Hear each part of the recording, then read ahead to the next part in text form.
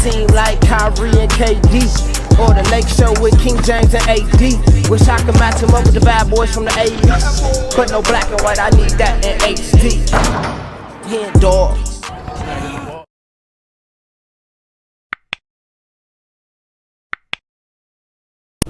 Yo, what's good, y'all? It's your boy HenDawgz, and we back to it. You know how we do it. Another day, another Larry Bird reaction video. I'm enjoying every second of this. Shout out to all my new subscribers that subscribed to me because of these Larry Bird videos. Y'all been coming in packs. I've said that in the last couple videos I reacted to, and I'm enjoying every second of it. Shout out to everybody that's been giving me feedback. Shout out to everybody that's been giving me their opinions on Larry Bird. I've heard everything. You know, I've been hearing a lot, so I'm excited for this. So go ahead, if you're not subscribed to the channel, please subscribe right now. Make sure you like this video and write something in the comments for me. So for this video, we got Making the Case Larry Bird. I think this might be the best Larry Bird reaction video. I reacted to the Ultimate mixtape one, which was pretty good, but in the comments of that video, a lot of y'all was saying like, bro, you need to be reacting to Making the Case Larry Bird. It's a way better video. I reacted to his greatest passing. I reacted to his game-winning shots, and all of them were great videos. But I think I've gotten the most suggestions on this video. I've seen this a lot in the comments, and I try my best to read the comments. You know, as you can see, I try to respond to everybody. And I take what y'all say. Like in the Ultimate mixtape Larry Bird video, a lot of y'all were saying that I was talking too much, which I kind of went back and looked at it, and I agree. I feel like I was talking over the sound a little too much. So I'm learning, man. I'm learning. I'm new to this YouTube thing. I'm listening to y'all, man. Like I said, I want this to be the best YouTube channel ever. So any recommendations, let me know in the comments, man. I'm gonna try to, you know, at least read it. You know, I'm gonna try to take what I can from it. Hopefully it makes it a better channel. So with that being said, in March of 2022, I'll be in an HBO show called Winning Time, where I'll be playing 12 different people, and I'm playing Tiny Archibald, Larry Bird's teammate. So let's get into this video, man. Making the Case Larry Bird. Let's get it. Basketball is special. The size of the court and the lack of pads or helmets give fans the most intimate experience of a team sport that exists. And because of the different styles that basketball allows for, players develop their own distinct identities and signature styles through their creativity, flair, and athleticism. Hey! And although no player succeeds alone, the scoring volume and two-way nature of the sport give individual stars a nearly unprecedented amount of control over the flow and outcome of a game. For this reason, players are constantly compared to their peers and to the legends of the past in order to answer the most hotly contested questions. That's the real GOAT, but this is my GOAT. Who's the greatest to ever do it? For many, the question is redundant. They believe in only one right answer, their answer. Others might have their own. Okay, so I kind of assumed, but I get what this video is. This is making the case that Larry Bird is the greatest player of all time. Okay, I'm excited. Let's see what it's talking about. This is an 18-minute video though, so before we get back in this, you might want to grab some popcorn, go grab a little snack or something. Get comfortable, because this is a pretty long video. So let's get to it. Personal stance, but acknowledge one or two alternatives. But I believe that there's much more nuance to the question of greatness and more answers to it than you might think. By my count, there are 8 players in NBA history that have a substantial claim as the GOAT. It's a subjective thing though. I can't give you a definitive answer. All I can do is make the argument. Who is those 8? So today, I'll be making the case for Larry Bird as the greatest basketball player of all time. Wow. Let's talk about it. Let's write in the comments right now. I know it's gonna be a lot of Larry Bird fans though that's reacting to this. I mean, that's gonna be watching this, so I know y'all gonna say he is the GOAT, but the non-biased fans that's watching this video, where does Larry Bird rank in all-time players? He's top 7 on my list, but let's talk about it. Write in the comments right now. Shout out to Clayton Crowley for this video. When it comes to basketball, Larry Bird is the smartest, clutchest player to ever play the game. Now, if you don't think that Larry Bird is the greatest basketball player of all time, you probably hate that I just said that. Those are the kind of talking head sport cliches that surely impact the game but are impossible to empirically measure. Normally, I'd agree with you, but I think that when you talk about Larry Bird, you see those intangibles become real, palpable results. I wouldn't have said it if I didn't believe it. When Larry Bird was drafted by the Boston Celtics in 1978, the NBA needed saving. Attendance was in the toilet, the league had few marketable stars, cocaine addiction had several players in its grasp, and, most damning of all, playoff games were being tape delayed. Playoff games at the highest level of basketball were being put in the back seat for black and white movies and network reruns. That's crazy. But rather than join the Celtics after being taken third overall, Larry Bird decided to return for his final year at Indiana State, a decision that would prove to be one of the most important in the history of the sport. That's tough. Bird's final year saw the Sycamores tear through college basketball, going 33-0 before the national championship game. Bird, already claimed by the NBA's most historic and prestigious franchise, had established himself as the generational talent who would inherit the So Larry Bird got drafted by Boston in 1978-79.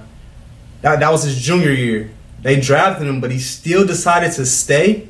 How does that work, y'all? Write in the comments, like, kind of break that down for me, or more or less why. Why would he get drafted and still decide to stay? You know, let me know in the comments why he decided to do that. Mantle of pro basketball. Indiana State's opponent in the national championship was Michigan Magic, State, captained by the immortal Irvin Magic Johnson. The Sycamores lost the championship to the more talented Spartans in the highest rated game in the history of basketball at any level still to this day. The stage had been set. The next decade of basketball would be defined by the rivalry between the white hick from French Lick and his Boston Celtics and the black Magic and his Showtime Black Lakers. Magic. The rivalry between Bird and Johnson is entwined into the fabric of the NBA and is worthy of 100 documentaries. So, please, write in the comments right now. Give me some links to some of the best Magic and Bird comparison videos, or even some of their best games against each other, because when the show comes out in March, I want to post a video like once a week, just like talking about that rivalry, especially the episodes that I'm going to be playing Tiny Archibald and, you know, the Celtics episode, which I think is like 6 or 7. I think that'd be super dope. Talk about this rivalry from, you know, my point of view, while also watching the show and watching the episodes from the show. So please, put in the comments some of the best Magic and Larry Bird videos that they have together. In this video, though, we're going to be looking at Bird's claim of the highest collective degree of difficulty of any player's championships. His 3 MVPs came consecutively, making him only the third player to accomplish the feat, along with 3 Bill Russell straight and Wilt Chamberlain. MVPs? His 2 finals MVPs are misleading. He was absolutely the best player on the 81 Celtics, but he was only a sophomore, and his 15 points per game in the finals gave the media an excuse to exact a little vengeance on a legend. That's tough. That was probably the whole little, he didn't kill, so they didn't give him the MVP, kind of how Iguodala got the MVP over Steph. He didn't have the greatest series. He didn't have a Steph Curry-like series, so they gave it to Iguodala. He probably didn't have a Larry Bird-type final, so they gave it to... who they give that Finals MVP to that year? I have no idea. My one question is, though, those 3 championships, were they all against the Lakers? If it is, that's tough. That's tough if all 3 of them was against the Lakers. His all-star and first-team selections also come with the caveat that Bird only played for 13 seasons and missed all but 6 games of the 89 season following surgeries on both feet. I can hear you already. A 13-year career, and this guy is supposed to be the GOAT? What color of paint are you huffing, Clayton? That's you, Clayton? Green, obviously. But hear me out. Yeah, Bird's career lasted about 2/3 as long as it should have. But what he did in that time was so impressive and so substantial that every basketball fan acknowledges that he's in the conversation as the greatest ever. Doesn't it matter that those 13 years saved professional basketball, delivered a disproportionate amount of memorable moments, defined the golden age of the league, and produced a career by which all other forwards, before or since, are measured? Bird squeezed every drop of talent out in those 13 years and made it seem more like 30. He didn't just leave his fingerprints on the game. He left so much of his DNA in the sport that it needed a cigarette afterwards. There's something to be said about the candle that lasts half as long but burns twice as bright. Oh! Those 3 MVP years stack up with any other run by any other player. I will put an A+ Larry Bird season up against anyone's. What does an A+ Larry Bird season look like? A full box score, a blowout win, a nearly undefeated record at home, and a play style that could only be described one way: white. Larry Bird isn't just a white basketball player, he's the white basketball player. To describe Larry Bird's game is to thumb through the Hoops dictionary and pick out every cliche about white players. Unathletic, great shooter, good fundamentals, the whole thing. The archetype of a white basketball player is Larry Bird, with one... That's facts, that's facts. I think one of the most impressive things that he's said so far is he only played 13 seasons. But in those 13 seasons, he was very, very dominant. He had 12 All-Star appearances in those 13 seasons. Like, that's crazy. Only 1 year he didn't make it to the All-Star game. So every year that he was able to play, he dominated.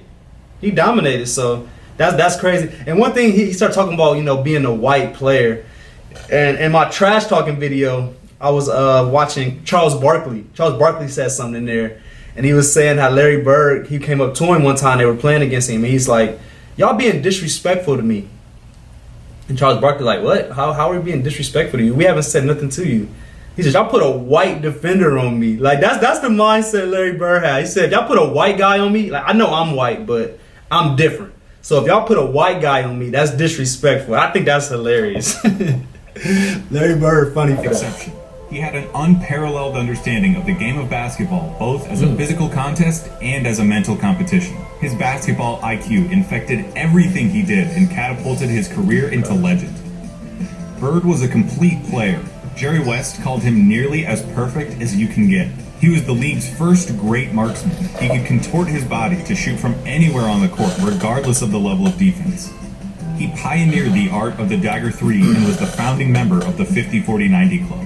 At 6'9", Bird's understanding of angles and coordination led to a higher rebounding average than Patrick Ewing. For anybody that don't know what the 50-40-90 club, I feel like for the most part, I got a lot of advanced basketball guys that watch these videos with me, but if you don't know what the 50-40-90 club is, I mean, he shot 50% from the field, 40% from 3, and 90% from the free throw line, which is crazy, crazy efficient, man. Like, there's not too many players doing that. It's like KD do it, Steph I think does it. It's a select few. So Larry Bird was the founding member of that. Like, without him, people wouldn't even talk about the 50-40-90 club. Impressively adept finisher in his younger years. 86, Bird dropped 47 points on the Blazers, playing the majority of the game left-handed. Wait. His lack of quick lateral... 50 points going just left hand? Yeah, he goated. He goated. Movement meant that Bird didn't do much when it came to slapping the floor and picking up the opposing point guard, but his size and omniscience gave him the ability to body similarly sized players, read defenses like a free safety, and pick off passing lanes with ease. His passing was transcendent, and I'll highlight it later. And of course you need to know that Larry Bird was a tough M effort. He had a superhuman motor and dove for loose balls like a beagle at the park. He was a willing participant in his share of fights, often precipitated by his league-renowned trash talk. I ran to a lot in my rookie year. He looked at me and he goes, "You can't stop me." And I looked at him and I said, "God, saw this. Boy, you're so confident." He proceeded to score like 10 straight points on me. Coach took me up. I got a couple takes that I want to get out here before we start the video again. But the 3 things I want to talk about. It's crazy to me the way he used to trash talk. I talked about this in my trash talking video, but y'all might not have seen that. But it's crazy the way he used to trash talk. Like, he wasn't a rah-rah. Like, he was a little bit, but what made him, like, arguably the greatest trash talker ever was the way he trash talked. Like, he used to predict what he would do. Like, he would be like, he would go up to the defender that was guarding him and be like, "Hey, bro, I'm about to grab the ball. I'm about to do a 2-dribble pull-up, spin move, off the glass for the win, like, and it ain't gonna be shit you can do about it." Like, that's what he would say, and then he would go out there and do it. So, like, he was a psychic trash talker, which is crazy, which makes him so goated, because he had the confidence to go do that shit. My other thing is, I didn't know that him and Magic kind of saved the NBA. That was something that I'm just kind of learning just now. I didn't know that. I thought Dr. J and all them was kind of doing their thing, but They like, if it wasn't for Larry Bird and Magic Johnson, the NBA wouldn't be where it is right now. So shout out to Larry Bird and Magic for that.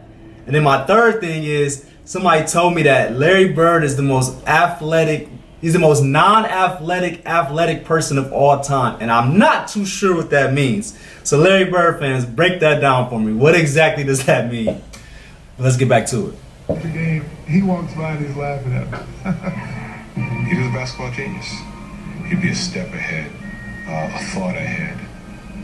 Play the game like a chess game. I'd much rather guard Michael Jordan than Larry Bird because you have to play the game as a thinker when you're playing him. You That's have to crazy. get inside his mind. If you put all of us in a room, you know, Magic, Jordan, myself, and Bird probably be the guy who walks out of the room at the end of the day.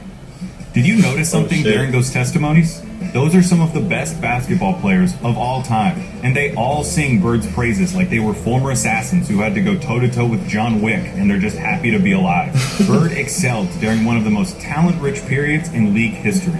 The abridged list of his basketball rivals goes like this: Dr. J and Moses Malone on the Philadelphia 76ers, Sidney Moncrief on the Milwaukee Bucks, Isaiah Thomas, Bill Laimbeer and the Bad Boy Pistons, Dominique Wilkins on the Atlanta Hawks, Bernard Studs. King on the New York Knicks, Michael Jordan on the Chicago Bulls, Hakeem Olajuwon. And let's talk about it, Jordan. Well, it might not be many Jordan heads watching this video. I mean, it might be. They might be trying to scout or do something. I don't know what they might be trying to do. But if y'all Jordan fans on this video, why y'all didn't tell me that Jordan is 0-6 against Bird in the playoffs? I didn't know that. He got swept twice by Bird. You know, back then I think it was just best of 5 series. So all you had to do was win 3 games. And they said Bird went 3-zip twice against Jordan. So let's talk about it, man. I didn't know that. I definitely didn't know that. So let's talk about it. Sampson on the Houston Rockets, and of course, Magic Johnson, James Worthy, and Kareem Abdul-Jabbar on the Los Angeles Lakers. All right, there's no point avoiding it any longer. We have to look at Magic versus Larry. If you have Magic over Larry, it's because he has 5 rings to Larry's 3, had a peak that lasted about 2 or 3 years longer than Larry's, and had a 2-1 record against Bird's Celtics in the finals. March 22. Legitimate, completely respectable. HBO. But in the interest of making Bird's case, allow me to retort. For nearly the entire decade of the 1980s, the Eastern Conference was irrefutably the more competitive conference between the two. Considering the competition, for Bird to have made 5 finals appearances is just as impressive as Magic's 9. As for the head-to-head record responsible for Magic's 2 extra titles, he had more help. Seriously, the Celtics' Big 3 and the Lakers' Big 3 get compared all the time historically as if they were of equal caliber, but weren't Magic's accomplices just a step above Bird's? No disrespect at all to Kevin McHale and Robert Parrish, but Kareem was the alpha dog on the 71 Bucks and was the best player for at least 2 of the Lakers' 5 titles. James Worthy was the #1 pick out of UNC after winning a championship as the best player on a team that had Michael Jordan on it. Throw in the fact that Magic got to be coached by Pat Riley, one of the most brilliant minds in basketball history, and you could say that the Magic-Bird argument comes down to one thing: luck.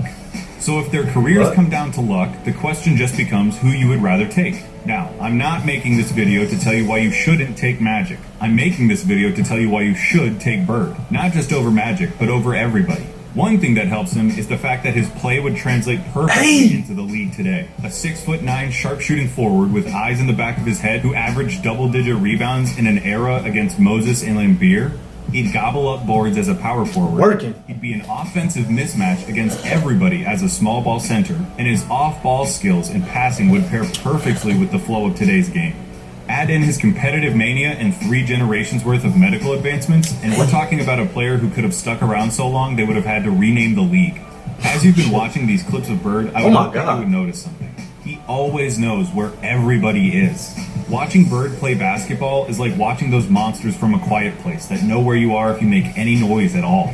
Bird had a level of clairvoyance that bordered on the unnatural. In '85, he ended up 1 steal away from a quadruple-double after playing just the first 3 quarters. His passing was famously infectious and helped transform the Celtics of the 80s into an ideal that basketball teams at all levels are still shown tape of. They moved the ball with precision and intent, always looking for better shots and determined to get the entire team involved in the effort. That fact is almost entirely attributable to Bird and his wizardry. This acumen also helped Bird become the only player with a GOAT claim to transition successfully into other basketball roles after his playing career. In his 3 years as the head coach of the Pacers, Bird won a Coach of the Year. They got smacked by them Lakers. The Pacers to their first Shout out to Kobe finals appearance, and gave Michael Jordan as much trouble as he'd ever gotten in his career in the '98 Eastern Conference Finals. After moving into a front office role for Indiana, he won Executive of the Year in 2012, becoming the only person to have an MVP, Coach of the Year, and Executive of the Year award. On the court or off of it, inside and out, Larry Bird sees basketball as only he can. That intelligence also lent itself to Bird's defining skill, making the big plays. Remember, NBA players get paid to win games. James Harden is getting paid nearly $40 million this year because he's supposed to help the Rockets win games. Victory can be achieved in a lot of ways, and the win column doesn't care how it happens. As Mark Sinclair once said, "It don't matter if you win by an inch or a mile. Winning's winning."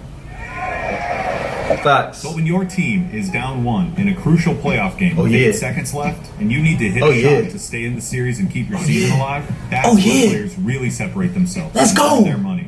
Love it or My hate boy it, Kobe made the players video. that come through in the big moments that live forever in our memories. My boy Kobe made the Some video. players, for whatever reason, were never able to do it consistently. Some players were truly outstanding at it. Larry Bird was the best at it. Larry Bird was the most clutch player of all time. Let me know. Let me know in the comments. I'm not going to give you the stats about his field goal shooting under 2 minutes with a score that's this close, or tell you who has the most buzzer beaters, or any of that. Take that for data. I'm just going to show you clutch moments in clutch situations. 1985 against the Blazers. Bird drops 48 points, including this. Down 1 with 2 seconds left. Down 1. That's for the win. 1985 against the Hawks. Bird sets the Celtics scoring record with 60 points with shots like these. Yeah, 60? Look at the dudes on the bench. 1986 against the Rockets. Not all of Bird's clutch moments were singular. The bigger the moment, the bigger his performance. In Game 6 of the 1986 NBA Finals, Bird clinches the championship with a triple-double in what he calls the best game he ever played. Let me shoot the 3.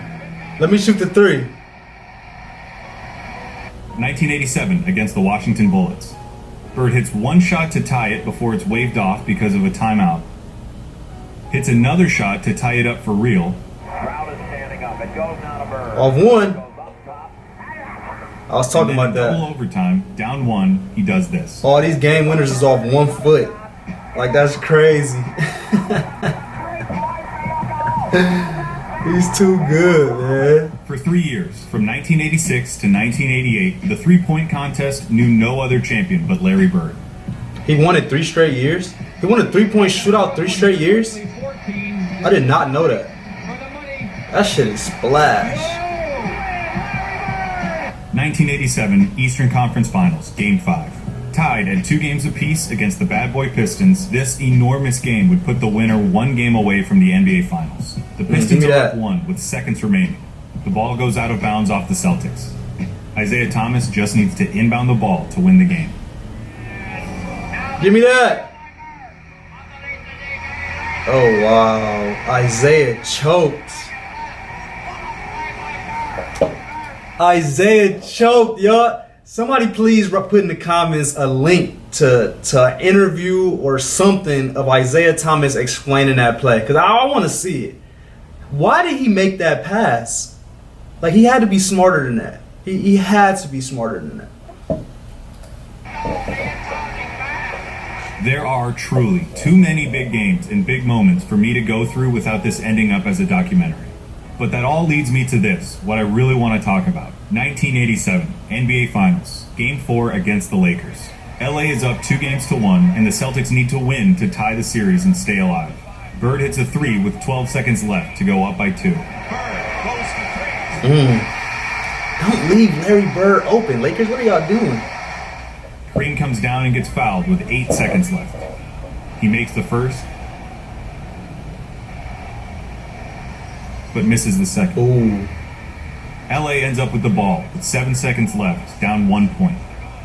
Ooh. Post being guarded by Dennis Johnson. Byron Scott is in the ball game now. Magic hits this, the baby skyhook. You hit the baby skyhook.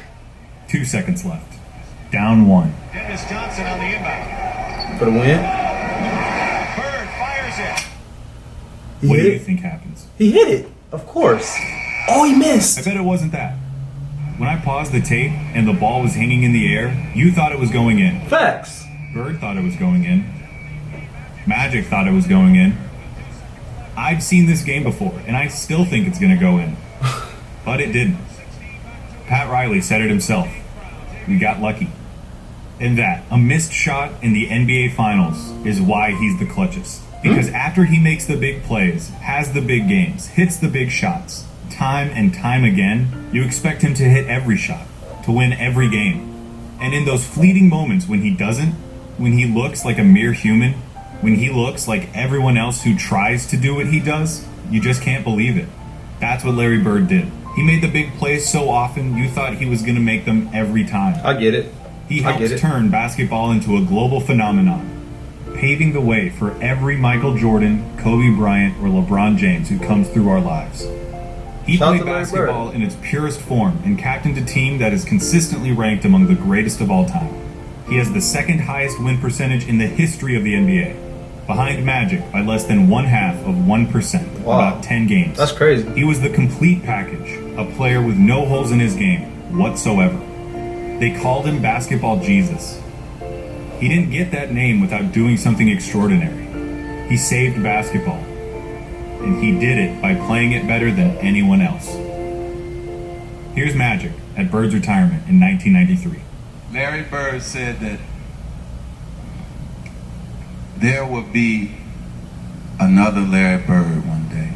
And Larry, there will never, ever, ever be another Larry Bird.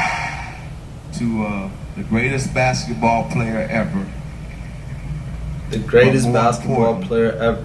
a friend forever. That's the hardest Larry Bird video I done watched so far. It had everything I've watched so far all put into one video, which is what I needed, because I needed to put it all, and I can be thinking of everything at the same time. So I hope y'all enjoyed that video. Please, please, please subscribe to the channel. Write in the comments what other videos y'all want me to react to. Like this video. Like I said earlier, please, put in the comments more highlight links to Magic Johnson and Larry Bird, because that's what I really, really, really want to, dive into even more. So again, man, I hope y'all enjoyed this video. Please, please, please keep, subscribing to the channel. I appreciate all the support. We're gonna be big, man. We're just gonna be one of the best, biggest YouTube channels in the world. So I appreciate y'all. We out.